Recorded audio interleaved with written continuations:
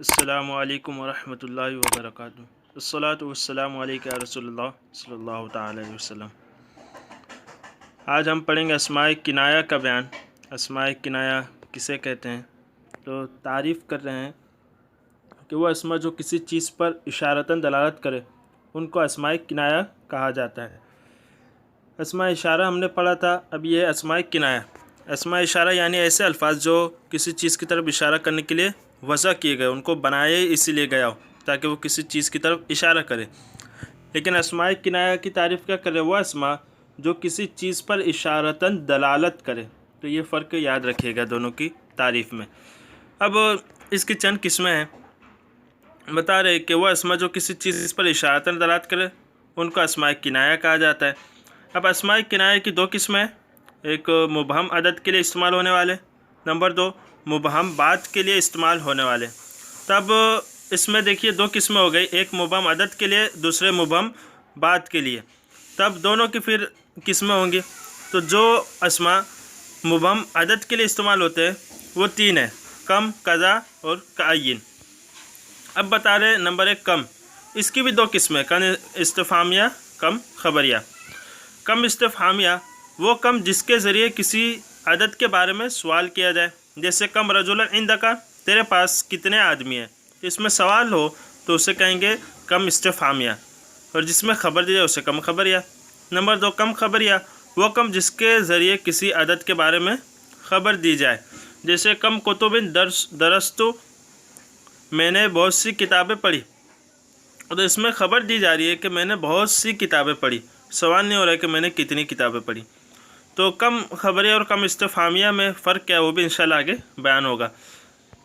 فائدے میں بتا رہے کم کے بعد آنے والا اسم اس کو تمییز کہلا جاتا ہے۔ اب جو کم کے بعد جو اسم آتا ہے نا، جیسے اوپر مثالوں میں آیا، اس کے بعد جو اسم آئے گا اس سے تمییز کہتے ہیں۔ اب اس کے متعلق بتا رہے کہ اس کا اعراب کیا ہوگا۔ تو کم استفہامیہ اور کم خبریہ کی تمییز کا اعراب۔ تو پہلے کم استفہامیہ کی تمییز کے بارے میں بتا رہے کہ اس کا اعراب کیا ہوتا ہے۔ کم استفہامیہ کی تمییز مفرد منصوب ہوتی ہے، اس کی تمییز ہمیشہ مفرد اور منصوب ہوگی۔ جیسے کم رجلا ضربت، تو نے کتنے آدمیوں کو مارا۔ تو رجلا یہ تمییز ہے اور یہ مفرد بھی ہے اور منصوب بھی ہے۔ اب اس کے متعلق دو فائدے بتا رہے ہیں۔ نمبر ایک کبھی کم استفہامیہ سے پہلے حرف جار یا مضاف آ جاتا ہے، جیسے بکم درامن اشتریت ھذا الکتاب، اور غلام کم رجلا ضربت۔ تو کم سے پہلے کم استفہامیہ جو ہوتا ہے اس سے پہلے کبھی حرف جار آتا ہے اور کبھی یہ مضاف آ جاتا ہے اور یہ مضاف الیہ بن جاتے ہیں۔ مضاف کے حرف جر کی مثال جیسے بکم با حرف جار ہے، اور مضاف کی مثال جیسے غلام کم رجلا، تو غلامہ یہ مضاف بنے گا، یعنی کتنے آدمیوں کے غلام کو تو نے مارا۔ نمبر دو کم استفہامیہ کی تمییز کو کسی قرینہ کے پائے جانے کی صورت میں حذف کرنا بھی جائز ہے، جیسے کم مالو کا، اصل میں کم درہمن مالو کا تھا، یعنی تیرا مال کتنے درہم ہے۔ یہاں پر قرینہ کیا ہے وہ بتا رہے کہ قرینہ یہ ہے کہ کم استفہامیہ کے بعد اس کی تمییز منصوب آتی ہے، جو کہ یہاں نہیں ہے۔ تو اس سے معلوم ہوا کہ اس کی تمییز محذوف ہے، کیونکہ کم مالو کا ہے تو یہاں پہ منصوب نہیں ہے بلکہ مرفوع ہے، تو پتہ چلے کہ یہ تمییز نہیں ہے بلکہ یہاں پہ تمییز کو حذف کیا گیا ہے۔ پھر بتا رہے کہ اب کم خبریہ کی تمییز کا اعراب، اس کا اعراب کیا ہوتا ہے؟ اس کی تمییز مجرور ہوتی ہے، کم استفہامیہ کی منصوب اور اس کی مجرور، یہ فرق یاد رکھیا۔ کبھی تو مضاف الیہ ہونے کی وجہ سے اور کبھی حرف جر من کی وجہ سے۔ اب یہ مجرور کیوں ہوتی ہے؟ کبھی یہ مضاف الیہ بن جاتے ہیں، کبھی مجرور ہوتا ہے اس وجہ سے۔ اب دونوں کی مثالیں پیش کر رہے، جس سے کم کتابیں رأیت، میں نے بہت سی کتابیں دیکھی، تو کم مضاف کتابیں مضاف الیہ، تو یہاں پہ مضاف الیہ ہونے کی وجہ سے یہ مجرور ہے، کتابیں تمییز ہے جو۔ اور کم من کتابیں رأیت، میں نے بہت سی کتابیں دیکھی، اب یہاں پہ من حرف جر آ گیا ہے اس وجہ سے مجرور ہے، تو مجرور تو رہے گی چاہے وہ من حرف جر کی وجہ سے ہو یا مضاف کی وجہ سے، لیکن اس کو مجروری ہمیشہ رہے گی، اور معنی بھی ایک ہی ہوگا، چاہے من حرف جر آئے یا نہ آئے، معنی وہی ہوگا۔ اب فائدہ بتا رہے کہ کم خبریہ کی تمییز مفرد اور جمع دونوں طرح آ سکتی، جیسے کم علم تعلمت اور کم علوم تعلمت، میں نے بہت سے علوم پڑھے۔ اب آپ لوگوں کو فرق سمجھ میں نہیں آ رہا ہو کہ کم استفہامیہ اور کم خبریہ کے ہم کیسے پہچانے کہ اس میں کیا فرق ہے، ملتی جلتی باتیں ہیں۔ تو بتا رہے کہ کم استفہامیہ اور کم خبریہ کے پہچاننے کا طریقہ کیا ہے؟ کم استفہامیہ کے پہچان کے دو طریقے بتا رہے، اس کی تمیز منصوب ہوتی ہے، اور دوسرا اس کے بعد اکثر مخاطب کا صیغہ یا مخاطب کی ضمیر آتی ہے کم استفہامیہ سے پہلے، اور کم خبریہ کے متعلق بتا رہے ہیں، اس کے متعلق تین چیزیں بتا رہے ہیں کہ اس کی تمیز مجرور ہوتی ہے، یہ فرق ہو گیا، استفہامیہ کی منصوب اور خبریہ کی مجرور۔ پھر بتا رہے نمبر 2، یہ ماضی کے ساتھ خاص ہے، لہٰذا یہ نہیں کہا جا سکتا ہے کہ کم کتبن ساشتری، یعنی اس کے بعد جو فعل آتا ہے وہ ماضی کا ہی آتا ہے، مضارع کا نہیں آتا۔ نمبر 3، اس کے بعد اکثر متکلم کا صیغہ یا متکلم کی ضمیر آتی ہے۔ اب فائدے میں بتا رہے کم چاہے استفہامیہ ہو یا خبریہ، اس کی تمیز ہمیشہ نکرہ ہوتی ہے۔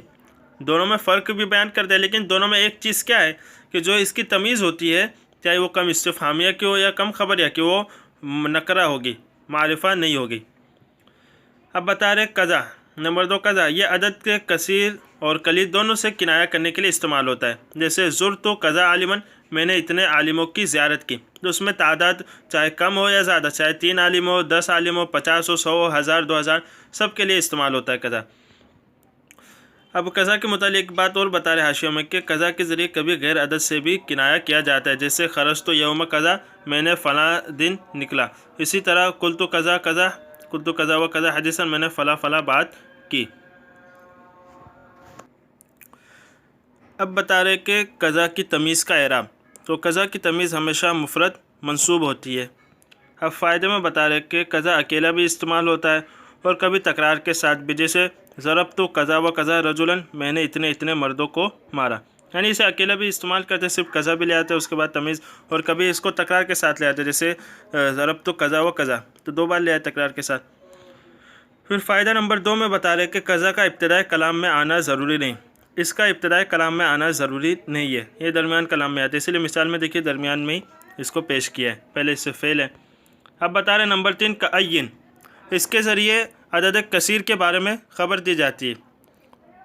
اب اس کی تمیز کا اعراب بتا رہے کہ اس کی تمیز مفرد اور حرف جار من کے ساتھ مجرور ہوتی ہے، جیسے کعین من دابۃ لا تحمل رزقہا، اور کتنے ہی ایسے جاندار ہیں، کعین من دابۃ، اور کتنے ہی ایسے جاندار ہیں، لا تحمل رزقہا، جو اپنے رزق کو جمع نہیں کرتے، تو یعنی بہت سے ایسے ہیں جاندار جو اپنے رزق کو جمع نہیں کرتے، یہ کثیر تعداد کے لیے استعمال ہوتا ہے۔ اب فائدے میں بتا رہے کم اور کعین، ان کا ابتدائی کلام میں آنا ضروری ہے، اور ان دونوں کا ابتدائی کلام میں آنا ضروری ہے، اس لیے مثال میں دیکھیے ابتدائی کلام میں ہی ہے۔ اب یہ تو ہو گیا کہ عدد مبہم کے متعلق 3 الفاظ تھے جو کم اور قضا اور کعین، ان کی پوری مکمل بحث ہم نے پڑھ لی، اور فرق وغیرہ کم کے درمیان۔ اب بتا رہے دوسری قسم کہ مبہم بعد کے لیے استعمال ہونے والے اسماء کنایہ کیا ہے، وہ اسماء جو کسی مبہم بعد سے کنایہ کرنے کے لیے استعمال ہوتے ہیں وہ 2 ہیں، قیتا اور زیتا۔ اب قیتا اور زیتا کی تمیز کا اعراب بتا رہے ہیں کہ قیتا اور زیتا کی تمیز ہمیشہ مفرد منصوب ہوتی ہے، اس کی تمیز ہمیشہ مفرد منصوب ہوگی۔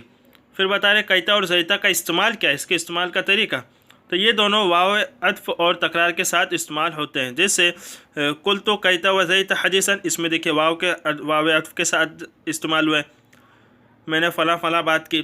قلت قیتا و قیتا حدیثاً، اس میں دیکھیے قیتا اور قیتا 2 بار تکرار کے ساتھ لیا ہے، اور قلت زیتا و زیتا حدیثاً، میں نے فلاں فلاں بات کی، معنی سب کا ایک ہی ہوگا، بس استعمال کا طریقہ الگ ہے۔ اب ان کی نحوی ترکیب کس طریقے سے ہوں گی، تو کم کتاباً عندک، کم ممیز، کتاباً تمییز، ممیز تمییز مل کر مبتدا، عندہ مضاف، کاف ضمیر مضاف الیہ، مضاف مضاف الیہ سے مل کر ثابتن کا متعلق، ثابت اس میں فاعل، اس میں اپنے ہوا ضمیر فاعل، اور متعلق سے مل کر خبر، مبتدا خبر مل کر جملہ اسمیہ انشائیہ۔ انشائیہ کیوں، کہ یہاں پہ کم استفہامیہ ہے، اور استفہامیہ انشاء کی ایک قسم ہے۔ اب دوسری ترکیب پیش کر رہے کہ سمعت قضا و قضا حدیثاً، تکرار کے ساتھ آئے تو کیسے ترکیب کرنا ہے، تو سمعت فعل، تو ضمیر اس کا فاعل، قضا اس میں کنایہ معطوف علیہ، واو عاطفہ، قضا اس میں کنایہ معطوف علیہ مل کر ممیز، حدیثاً تمیز، ممیز تمیز مل کر مفعول بھی، فعل اپنے فاعل اور مفعول بھی سے مل کر جملہ فعلیہ خبریہ ہوا۔ اب 2 یہاں پہ ترکیب دی، تو اس لیے بتا رہے کہ دوسری ترکیبیں کیوں نہیں دی، تو بتا رہے فائدہ نمبر 1 قیتا اور زیتا کی ترکیبیں بھی قضا کی طرح ہی ہے، جیسے کہ قضا میں کہا نا معطوف علیہ معطوف، اسی طریقے سے قیتا اور زیتا کی بھی ترکیب کریں گے۔ پھر بتا رہے لفظ فلان اور فلانتن بھی اسماء کنایہ میں سے، لیکن یہ مبنی نہیں ہے، یہ بھی اسماء کنایہ میں سے ہے لیکن یہ مبنی نہیں ہے، معرب، ان کا اعراب بدلتے رہتا ہے۔ اب مشق ہے، مشق میں بتا رہے کہ مندرجہ ذیل جملوں میں استعمال ہونے والے اسماء کنایہ میں سے مبہم عدد اور مبہم بعد کے لیے استعمال ہونے والے اسماء کنایہ کو الگ الگ کرنا ہے۔ تو آپ پہچانے لیں گے، کم ہو یا کیتا یا کائن تو مبہم عدد کے لیے، اس کے علاوہ جو ہوں گے مبہم بعد کے لیے۔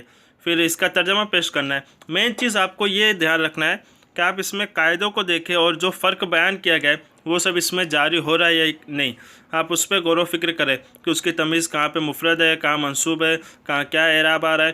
یہ چیز آپ کو غور کرنا ہے، یہ چیز آپ نے غور کر لی تو سمجھ لیجیے کہ آپ نے سبق اچھے سے سمجھ لیا۔ السلام علیکم ورحمۃ اللہ وبرکاتہ۔